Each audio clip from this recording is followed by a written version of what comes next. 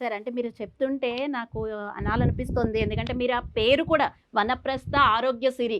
ఆ పేరులో కూడా ఆరోగ్యం కనబడుతోంది.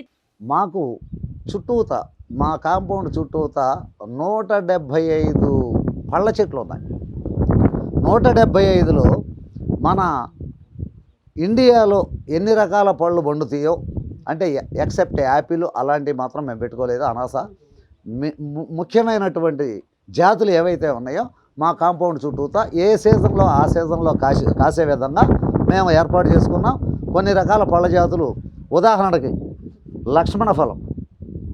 ఈ లక్ష్మణ ఫలం అనేది ఆరోగ్యానికి ఎంత మేలు చేస్తుంది అంటే అది దీని గురించి మీరు గూగుల్లో కొట్టచ్చు, ఎక్కడైనా సెర్చ్ చేయొచ్చు. మీరు దీని గురించి క్యాన్సర్ కణాలని నాశనం చేసే శక్తి అదంతా ఈ లక్ష్మణ ఫలంలో ఉంది.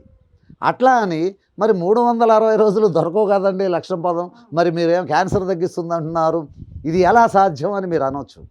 కానీ ఈ పండులో ఉన్న ప్రత్యేకత మీరు ఈ సీజన్లో 2-3 సార్లు కనుక మీరు తింటే మళ్ళీ ఈ సీజన్ వచ్చే వరకు ఆ క్యాన్సర్ కణాలను రాకుండా చేసే శక్తి ఈ పండులో ఉంది.